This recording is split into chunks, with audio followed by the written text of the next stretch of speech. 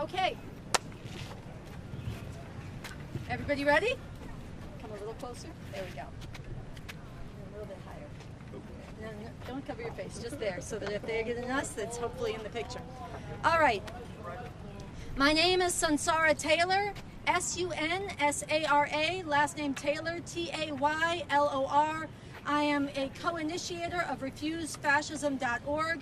Refuse Fascism was founded back in 2016 out of the recognition that Donald Trump was moving this country towards fascism, and that we needed millions in the streets in nonviolent mass protest until we unseated this fascist regime in the name of humanity. The importance of this mission was driven home yet again 2 days ago when Donald Trump, before the eyes of the world, issued a direct threat against any protest here in DC against his fascist military parade. Well, guess what? This just means there must be, and in fact there will be, protest here in the streets of DC.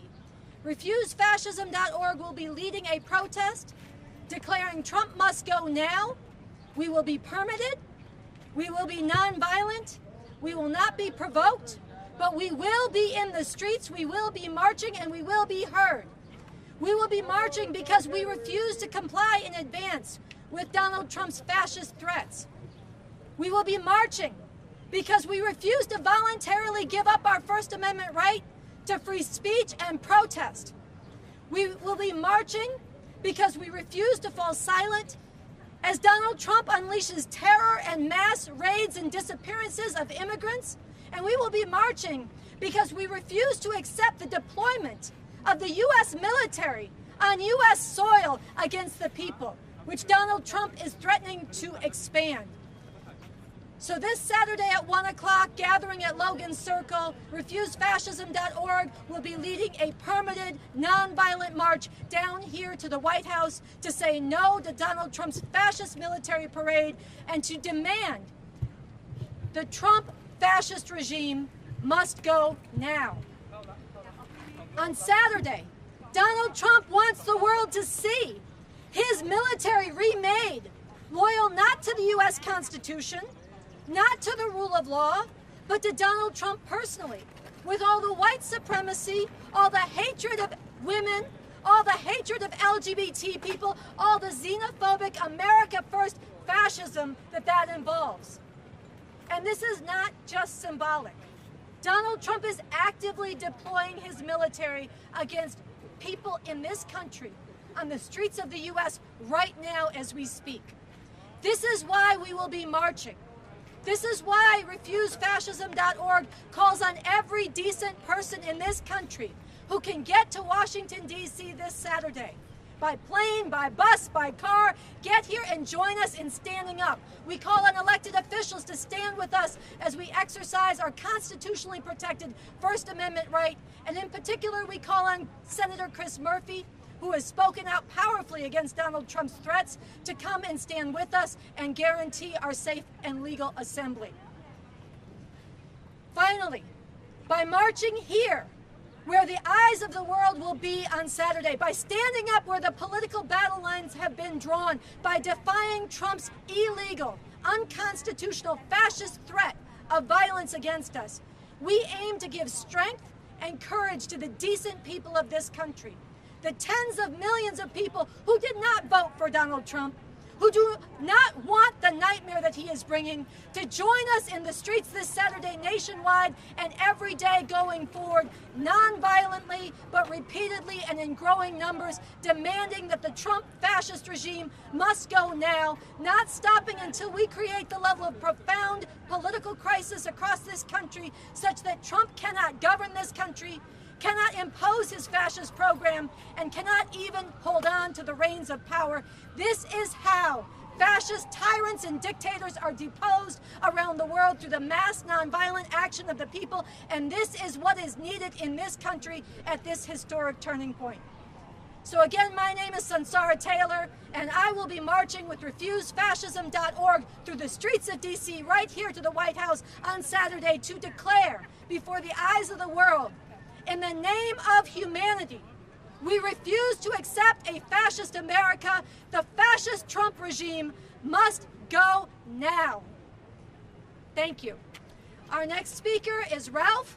He is a veteran of the U.S. military. He is a former federal employee, and he is a member of the RefuseFascism.org chapter here in the DMV. This is Ralph.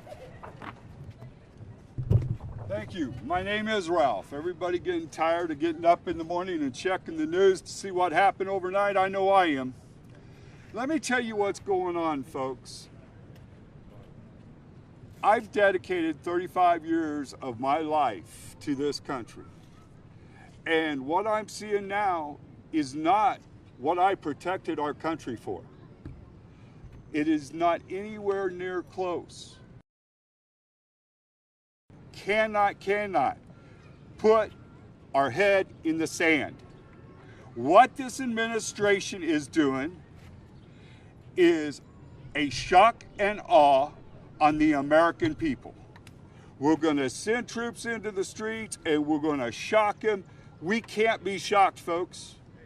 We have to be out in the streets on June 14th. I will be here June 14th at Logan Circle. If any of my veterans would like to join us, please. Hello. This regime has to go. One more day in office is just one more day he's going to do destructions to the United States of America. I do not stand up to this, not obeying the Constitution at all, not obeying what the courts are saying. This is a regime that has went rogue. And I ask anybody that can come out here on the 14th at 1 o'clock at Logan Circle, please meet us here.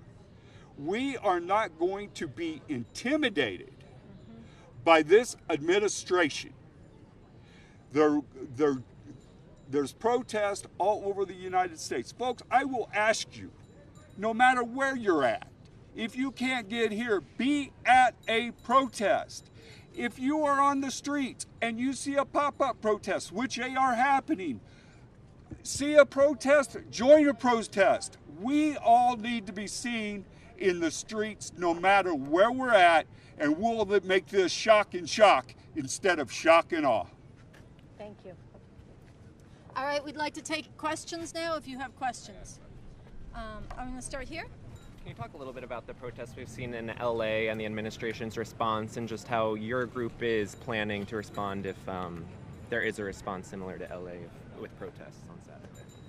We have been horrified that Donald Trump decided to federalize the National Guard against the wishes of the governor of California, against any sensible assessment of what was going on in California. It is completely illegitimate, it's illegal, it's unconstitutional, and to bring in the Marines on top of that, the deployment of U.S. military on U.S. soil against people who are overwhelmingly nonviolent, standing up against the absolute terror and disappearances without due process of immigrants. This is illegitimate use of authority by Donald Trump, and we commend those in California and across the country who have refused to be intimidated and cowed by this and instead come back out in the streets and protest. We will be marching again non-violently. We are calling for mass non-violent protest and resistance, demanding that this illegitimate regime, illegitimate for violating the Constitution, illegitimate for unleashing the military on U.S. soil, that this regime must go now. So we're prepared to stand firm and not be provoked, but we will be marching. How many people are you expecting at the march? And you specifically called on Senator Murphy to join you guys. I assume he hasn't committed. Has any elected official committed to march with you guys? RefuseFascism.org has been planning this march for weeks, ever since we first heard that Donald Trump was holding his military parade on his birthday, as a fascist dictator would do. Given the recent threats from Donald Trump, it is very hard to say whether this is going to intimidate people and make more people stay home, which is his intent, or whether it's going to give a lot more people the recognition that it's even more important to stand up. This is why we are calling on people, including Senator Murphy, to stand with us. This is a test. This is a test for everybody in this country. Are we going to comply in advance with fascist intimidation and threats of violence? Are we going to voluntarily give up our First Amendment right? Or are we going to come out with whatever courage it takes and whatever sacrifice it may entail to stand up for the basic rights that should be guaranteed in this country and for the future of humanity against this fascist regime. So in finite numbers, I cannot tell you how many people will come out, but I can tell you it's all the more important and we're all the more determined in the face of this threat. Do you have any ballpark estimate, just to follow up if you didn't answer, if you have any elected? I don't want to give you information that I can't guarantee is accurate. What I do know is that there will be a contingent of veterans in the front of the march making a stand against the misuse of the military by Donald Trump and making clear that they want to protect the free speech and the constitutional rights of those of us protesting. We do not have any commitments as of now from any elected officials, but Senator Murphy did give a very powerful statement against Trump's threats, and we are hoping that he gets our message and that he joins us in the street. Do you have a contingency plan in place? You do say peaceful. The administration has said they would, like we've seen in LA, deploy, military forces in case it does become violent. Is there some sort of response to that? What do you guys plan to do in that circumstance? I will reaffirm that our protest is permitted. We have a moral responsibility to be in the streets, and we have a legal right to be in the streets. And we will conduct ourselves in a nonviolent way. If there is any violence in these streets, it will be on the hands of Trump and his supporters, and we will not let it intimidate us. There's too much at stake. And this is the fact that we have to have a conversation about the president of the most powerful country in the history of the world with the most mighty military that has ever existed, threatening a legal, permitted, nonviolent protest against his crimes. The fact that we have to be having that conversation itself should make everybody recognize the stakes of standing up now, before we lose these rights, before it is too late, and raising the demand that this illegitimate fascist regime must be removed from power. The administration has said that President Trump is obviously supports the peaceful right to protest, First Amendment rights. Do you buy that at all? Donald Trump is a world-class liar, proven 1,000 times over, maybe 1,000 times a day. He said any protest. He did not say peaceful, any violent protest. He did not say any illegal protest. Donald Trump said any protest in D.C. against his fascist military parade would be met by very big force. He said it 3 times.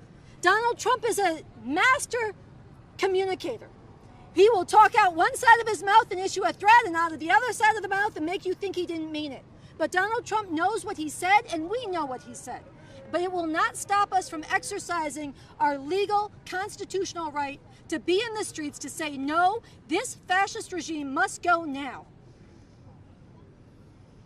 Yes. Well, question for Ralph. Have you been speaking to vets? What are they sharing with you? What are they telling you as they're kind of grappling with this idea of a celebration, but at the same time perhaps not being in support of the Trump administration? First of all, I know a lot of veterans, and I know a lot of veterans that are saying enough's enough already. Okay, this is not what we protected, folks. Okay, our veterans aren't even being honored. Our immigrants, our families are being separated. And I feel an obligation to the Constitution of the United States. I swore to that Constitution over 5 times in my career. And I cannot turn a blind eye to the Constitution of the United States. And if there's any veterans out there that feel the same way I do, please, please, please, please, get out, be seen, let it be known. If you're a veteran and you can volunteer and help out, please, we need everybody. This is we the people. That means everybody. How long do you plan to be out there on Saturday? On Saturday, we are gathering at 1 p.m. at Logan Circle. We are going to have a short rally with a few speakers. Then we're going to march down here to the White House. We're going to have a closing rally. It should be we should be arriving down here probably around 2:30 or 3 o'clock. We'll have a rally, and then we will safely and peacefully disassemble. Anything else? Obviously, we're seeing a lot of security gates go up around the city. Yeah. How much of a smooth process are you expecting out of the actual march and the route you're taking, and what are your plans in terms of the actual route? Well, we are being very flexible about our march route, and we are working with the authorities here in the city to ensure a safe and permitted march. But we are intending to get to the White House. That's what we have been told we will do. We're going to come as close as we can get. We're going to make our voices heard. We're going to raise the demand that Trump must go now, that he needs to get out of the White House. He needs to be removed from power. And one way or the other, we intend to carry this forward. Okay? All right, thank you. We have one more statement that actually, I think that's, do we have? Oh, we have one more statement from a member of the DMV Statehood Green Party.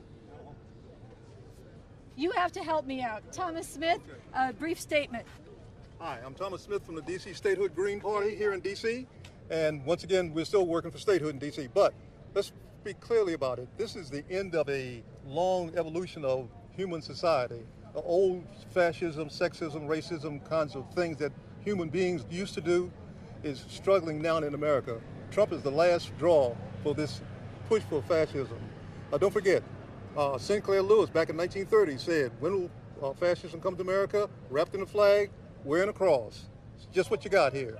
So all of us, which includes the activists here, we've got to reach out to all of the communities. Here in DC, we really should have more of a black representation, but nobody knew about it. So that's one of the things that happens.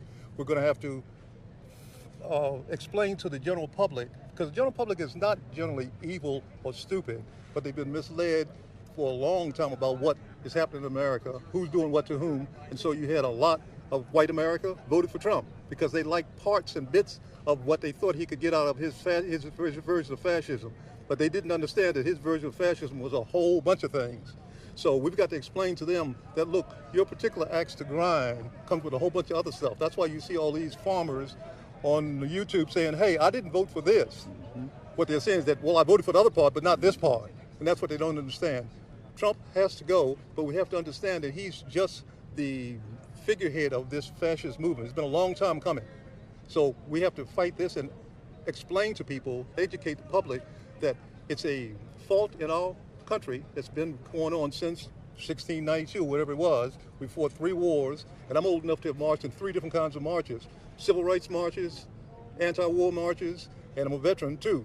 And so another anti-war march for Iran. So the long-term strategy I think that we're going to have to take is we have to educate the public so that the public doesn't elect somebody like this, because this is the same way the last fascist got in office. He got elected. Thank you. Thomas, All right, thank you. How does it feel different this time around? You mentioned the 3 eras of marches. How does it feel this time around in comparison to those? I